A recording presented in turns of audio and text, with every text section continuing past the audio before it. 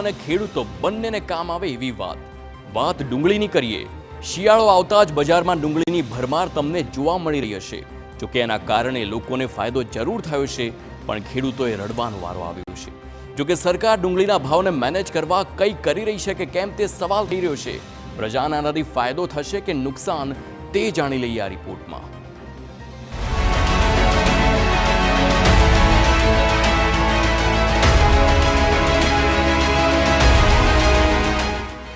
ડુંગળીનું મબલખ ઉત્પાદન, માર્કેટ યાર્ડમાં ડુંગળીની રેકોર્ડ બ્રેક આવક, દૂર દૂર સુધી ડુંગળીના વાહનોની લાગી લાઈન, ડુંગળીની આવક વધતા ભાવમાં મોટો કડાકો, ભાવ ઘટાડાથી ખેડૂતો પરેશાન, એક્સપોર્ટ ડ્યુટીનો ફટકો। ભાવનગર, મહુવા અને ગોંડલ સહિતના માર્કેટ યાર્ડમાં અત્યારે ચારે તરફ ડુંગળીઓ જ ડુંગળી તમને દેખાશે।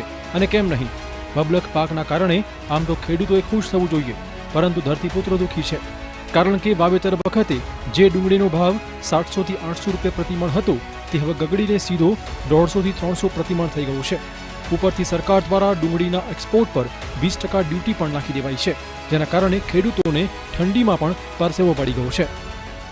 આ ડુંગળી ખેડૂત ખેતરમાં ઊભી હતી ત્યારે આ ડુંગળીના 700 થી 800 રૂપિયા મણના ભાવ હતા। આ ડુંગળી તૈયાર થઈ માર્કેટિંગ યાર્ડમાં જેવી વેચવા માટે આવી એટલે અત્યારે માત્ર 200 થી 300 રૂપિયાના ભાવ થઈ ગયા છે। એટલે આ ડુંગળી છે એ એક બીજ લઈને એક બીજને સોંપવાનો ખૂબ ખર્ચો આવતો હોય। વીઘા દીઠ 20 થી 25,000 રૂપિયા જેવો ખર્ચ લાગે છે। ટ્રાન્સપોર્ટ, પેકિંગ ખર્ચ, અહીંયા લાવવા સુધીનો જે કાંઈ ખર્ચો લાગતો હોય એક બહુ મોટો ખર્ચો છે। એટલે 200 થી 300 રૂપિયામાં જો ડુંગળી વેચાય તો ખેડૂતને આમાં એક પણ રૂપિયો મળે। સરકારે જે એક્સપોર્ટ ઉપર 20% ડ્યુટી લગાડી છે, હાલ તો ગુજરાતના મોટાભાગના યાર્ડોમાં એના માટે રજૂઆત થઈ છે। જો સરકાર આ ડ્યુટી હટાવી લે તો ખેડૂતોને જે છે એ મણિકે 100 રૂપિયા જેવો ફાયદો થઈ શકે। તો સરકાર આના માટે વહેલી તકે વિચારવું જોઈએ અને ખેડૂતોના હિતમાં સારો એવો નિર્ણય લેવો જોઈએ। વાત માત્ર ભાવનગરની નથી, જેતપુરમાં પણ ખેડૂતોની આ જ સ્થિતિ છે। જેતપુર માર્કેટ યાર્ડ પણ ડુંગળીથી ઉભરાઈ રહ્યું છે। યાર્ડમાં દરરોજ ડુંગળીની આવક નવા રેકોર્ડ નોંધાવી રહી છે। યાર્ડ બહાર 3 થી 4 કિલોમીટરની ડુંગળી ભરેલા વાહનની લાંબી કતાર જોવા મળી, પરંતુ યાર્ડમાં ડુંગળી રાખવાની જગ્યા પણ નથી। મતલબ છે કે ડુંગળીનો પાક તો પુષ્કળ છે, પરંતુ ભાવ સાવ ઠંડીના પારાની જેમ નીચે ગગડ્યા છે। એક તો નિકાસબંધી પર એક્સાઇઝ ડ્યુટી અને અન્ય રાજ્યમાં ડુંગળીની ઓછી માંગના કારણે ખેડૂતોને આર્થિક ફટકો પડી રહ્યો છે। એક તો અત્યારે આને એક્સાઇઝ ડ્યુટી સરકારની 20% એક્સાઇઝ ડ્યુટી છે ને એ હટાવી લઈએ તો માર્કેટને સ્ટેન્ડ મળે। અને બીજા નંબરની અંદર એટલે આ બધા પુષ્કળ પ્રમાણમાં વાવેતરને હિસાબે માર્કેટ તમામ ઠેકાણે ભારતભરની અંદર છે ને એવડી મોટી માત્રામાં ડુંગળીની આવકોના કારણે જંગી પુરવઠો દરેક પીઠાઓની અંદર ઠલવાણો છે। એ માર્કેટને સ્ટેન્ડ કરવા માટે અત્યારની તબક્કે તુરંત જે 20% એક્સાઇઝ ડ્યુટી છે ને એ હટાવી લઈએ તો માર્કેટને સ્ટેન્ડ મળે।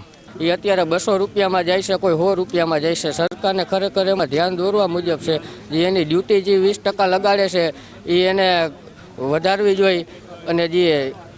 અને જે ચાઇનાથી માલ મગાવે છે એ બધો બંધ કરીને આપણા દેશનો માલ નિકાસ કરવાની અને એ મુદ્દા ઉપર વિચારધારણા કરવી જોઈએ સરકારને। આમદમ અમારે 30 વીઘામાં 1 વીઘો 30,000માં તૈયાર થાય છે ડુંગળી। અત્યારે અહીંયા લઈને આવી તો વીઘે 5,000નો જ ભાવ થાય છે। અમારે 10,000 20,000 તો અમારે ઘરના નાખવા પડે છે। જો કે આ તરફ ખેડૂતોની આ રજૂઆત આખરે સરકારના કાને સંભળાઈ। રાજ્યના કૃષિ પ્રધાન રાઘવજીભાઈ પટેલે ખેડૂતોને સૌરાષ્ટ્રમાં ડુંગળીના ઘટતા ભાવ વિશે હૈયાદરણ આપતા કહ્યું કે ખેડૂતોને પોષણક્ષમ ભાવ મળે તે માટે સરકાર વિચારણા કરશે જ અને કેન્દ્રમાં પણ રજૂઆત કરાશે। ડુંગળીનું ઉત્પાદન સારું થયું હોવાના કારણે ભાવ ઘટ્યા છે। આ બાબત કેન્દ્ર સરકારમાં પણ અમે રજૂઆત કરશું અને રાજ્ય સરકાર લેવલે ખેડૂતોને આપણે કઈ રીતે મદદરૂપ થઈ શકાય તે દ્રષ્ટિકોણથી વિચારણા કરીને જરૂરી કાર્યવાહી કરવાના છે। આમ ખેડૂતોની ફિકર દૂર થાય તેવા એંધાણ લાગી રહ્યા છે। ખેડૂતોનો ફાયદો કરાવવામાં ખરીદનારા ગ્રાહકને અને ખાસ તો ગૃહિણીઓને નુકસાન ન થાય તે પણ સરકાર જુએ તે જરૂરી છે। આ ખેડૂતના જે સપનાના વાવેતર હતા તે સમાપ્ત થઈ ગયા છે। ત્યારે સરકાર ગંભીરતા સાથે કાં તો ખેડૂતોને ટેકાના ભાવ આપે, આ જે એક્સપોર્ટ ડ્યુટી છે તે બંધ કરે અને કોઈ પણ સંજોગોએ કમસે કમ ખેડૂતોને મળે 100 રૂપિયા મળે તેવી વ્યવસ્થા કરવી એ સરકારની કૃષિ વિભાગની જવાબદારી છે અને છે। કેમેરા પર્સન રાજેશ રાઠોડ સાથે અજીત ગઢવી, TV9 ભાવનગર।